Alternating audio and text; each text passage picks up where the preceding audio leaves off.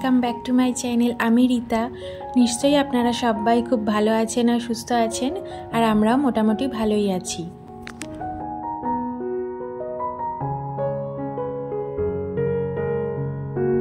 আর এখন ওই ঘড়িতে সকাল 5:30 মতন বাজে, কারণ আজকে না আরও তাড়াতাড়ি ঘুম থেকে উঠে পড়েছি।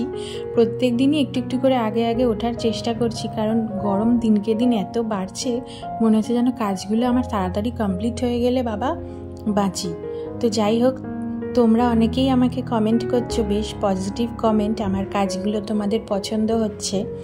তো তোমরা জানিও তোমাদের ওখান থেকে কীরকম গরমটা পড়েছে, আর তোমরা কে কোথা থেকে আমার ভিডিওগুলো দেখছো সেটাও কিন্তু কমেন্ট করতে ভুলো না।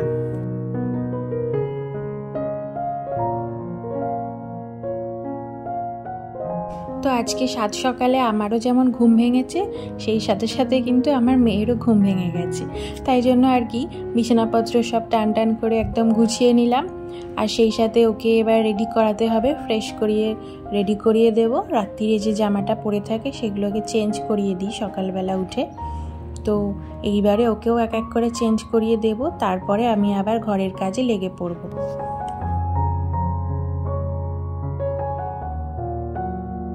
আর আজকে সোজা চলে এসেছি এবারে রান্নাঘরে। ভাতটা প্রথমে বসিয়ে দিতে এলাম, কারণ এখন আর তো আর গরম খাওয়ার ব্যাপার নেই। এখন যা গরম পড়েছে, গরম গরম খেতে একদমই ভালো লাগছে না। মনে হচ্ছে যেন জল দেওয়া ভাতই যদি দুবেলা খেতে পারতাম সেটাই ভালো লাগতো। কিন্তু যাই হোক, জল দেওয়া ভাতটা অ্যাভয়েড করার জন্য এই সকালবেলার দিকেই ভাতটা বসিয়ে দিচ্ছি, আর সেই সাথে গাছগুলোতেও একটু জল দিয়ে দিলাম।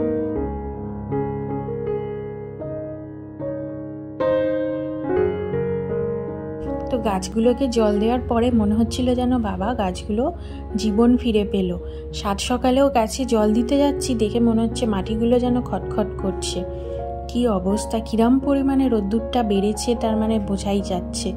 তো যাই হোক, গাছগুলোকে জল টল দিয়ে এইবারে চলে এসেছি রান্নার কাজটা কিছুটা এগিয়ে রাখতে। আমি যেহেতু সবজিগুলো কেটে নেওয়ার পরে বেশ অনেকক্ষণ ভিজিয়ে রাখি, তাই জন্য না সবজিগুলো অনেক সকাল সকালই কেটে রেখেছিলাম। আর আজকে করব হচ্ছে পটল চিংড়ি, সেই জন্য চিংড়ি মাছটা ভাজতে বসিয়ে দিলাম, আর এদিকে ভাতটা হয়ে গেছে, ফ্যানটা এবারে ঝরিয়ে নিলাম।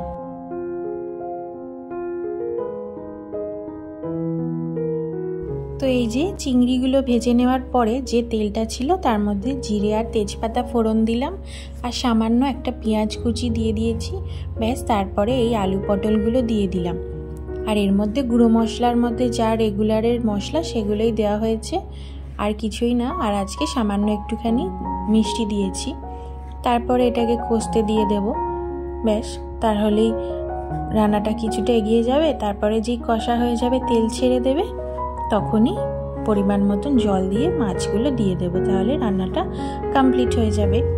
আর হ্যাঁ, আমার রেসিপিগুলো কিন্তু আমি আমার মতন করেই করি, যেরকমভাবে আমার পছন্দ হয় বা আমার বাড়ির ফ্যামিলির লোকেরা যেরকমভাবে খেতে পছন্দ করে সেরকম। আর এই যে এটা হচ্ছে আজকে আমার ব্রেকফাস্ট। আজকে সত্যি কথা বলতে আর নিজের জন্য কিচ্ছু আলাদা করে বানাতে ইচ্ছা করলো না, তাই জন্য মুড়ি চানাচুর দিয়েই চালিয়ে দিলাম। আর করছি হচ্ছে আজকে একটু মাছের ডিমের বড়া ভেজে নিচ্ছি। এটা কিন্তু খেতে আমার খুব ভালো লাগে, কিন্তু জানি এই গরমকালে এসব না খাওয়াই ভালো। তো কি করব, আনা আছে যেহেতু, সেই জন্য ভাবলাম অল্প অল্প করে একটু করে করে খেয়েই নিই। আর এরপরে লেগে পড়েছি ডাস্টিংয়ের কাজটা করে নিতে।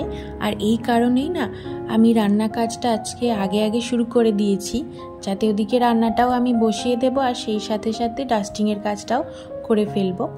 কারণ এই ডাস্টিংয়ের কাজটা না যত বেলা বাড়ে করতে খুব কষ্ট হয়ে যায়, কারণ ফ্যান অফ করেই বেশিরভাগ সময় করতে হয়। তো সেই জন্য ভাবছি আজকে রান্নাটা ওই জন্য আগে বসিয়ে দিলাম।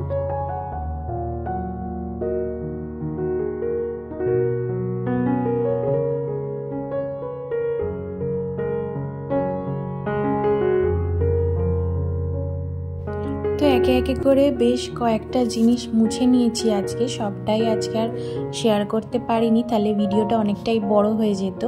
কারণ আজকে সকাল সকাল কাজ শুরু করেছি বলে না এই ডাস্টিংয়ের কাজটা বেশ তাড়াতাড়ি হাত লাগিয়ে দিয়েছি।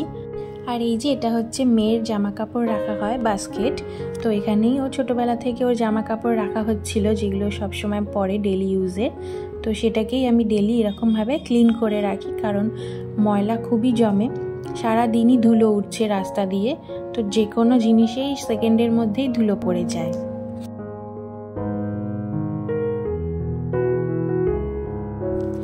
যারা যারা এত দূর অবধি ভিডিওটি ধৈর্য সহকারে দেখেছেন তাদের কাছে একটাই রিকোয়েস্ট, যদি ভিডিওটি ভালো লেগে থাকে তাহলে একটা লাইক করবেন, আর ভিডিওটি কেমন লাগছে সেটা কমেন্ট করতে ভুলবেন না। আর যদি এরকম ভিডিও আরও দেখতে চান চাইলে আমার চ্যানেলটি সাবস্ক্রাইব করে আমার পাশে থাকতে পারেন, আমার এই ছোট্ট পরিবারের সদস্য হয়ে যেতে পারেন। আর যারা যারা কাজটি অলরেডি করে দিয়েছেন তাদেরকে অসংখ্য ধন্যবাদ। এইভাবেই আমার পাশে থাকবেন।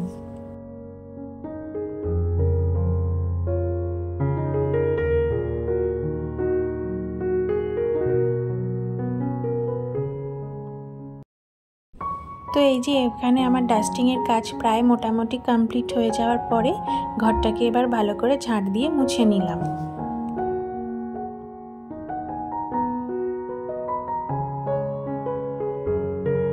আর সত্যি কথা বলতে যতক্ষণ না পর্যন্ত ঘরের এই ঝাঁট দেওয়া মোছাটা কমপ্লিট হচ্ছে ততক্ষণ যেন মনেই হয় না যে ঘরের কাজগুলো আজকের মতন শেষ হয়েছে। তো যাই হোক, ঘরটা এবারে ভালো করে ঝাঁট দিয়ে নিলাম আর এরপরে মুছেও নেব।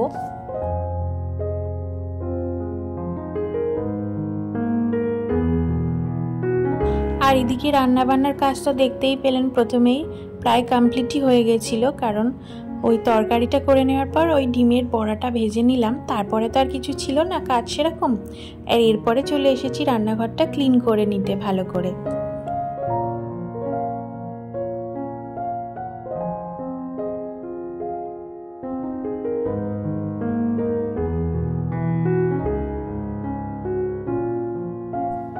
আর এই গ্যাস ওভেনটা মোছার সাথে সাথে আমি কিন্তু প্রত্যেক দিনই এই পিছনের দেওয়ালটাকেও ভালো করে ক্লিন করি, কারণ ওই তেল ছিটকে ওইখানে তো লাগেই, সে কারণে প্রত্যেক দিনই ওটাকে ভালো করে সাবান দিয়ে স্কচ ব্রাইট দিয়ে মুছে নিতে হয়।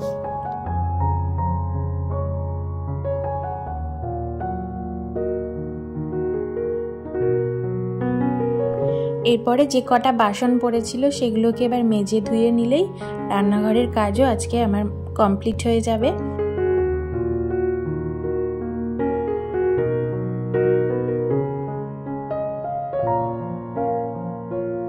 আর তোমরা যারা অনেকেই কমেন্ট করছো আমার ভিডিওগুলোতে, তা তোমাদের কমেন্ট পেয়ে আমি সত্যিকারেরই খুব খুশি।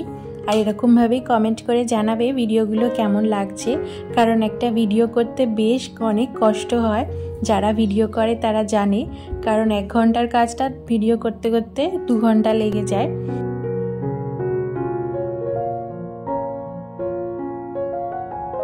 আর এই যে এরপরে বাসন মাজা হয়ে যাওয়ার পর আমি প্রত্যেক দিনই সিঙ্কটাও এরকমভাবে ক্লিন করে নিই।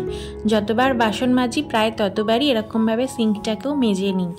আর এই যে এবারে বাসনগুলো মাজা হয়ে গেছে, এবারে ভালো করে ধুয়ে উপর দিয়ে দেব, তাহলে আমার রান্নাঘরের কাজটা মোটামুটি কমপ্লিট হয়ে যাবে। সকাল থেকে বেশ অনেক বাসনই পড়ে, কিন্তু যেহেতু আমি জমিয়ে রাখি না, এক এক করে মেজে নিই যখনই টাইম পাই, তো সেই জন্য দেখা যায় যে রান্নার শেষে খুব একটা বেশি বাসন পড়ে থাকে না।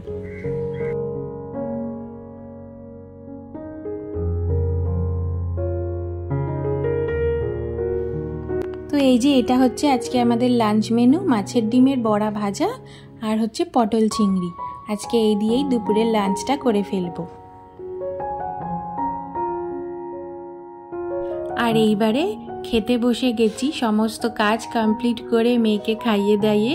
এখানে আছে হচ্ছে উচ্ছে আলু ভাতে, ডিমের বড়া ভাজা, আর হচ্ছে আগের দিনের একটা তরকারি ছিল এক্সট্রা সেটা, আর এই যে পটল চিংড়ি। তাহলে ভিডিওটা আজকে এখানেই শেষ করছি। আপনারা সবাই খুব ভালো থাকবেন, সুস্থ থাকবেন। দেখা হবে আপনাদের সাথে আবার পরের ভিডিওতে।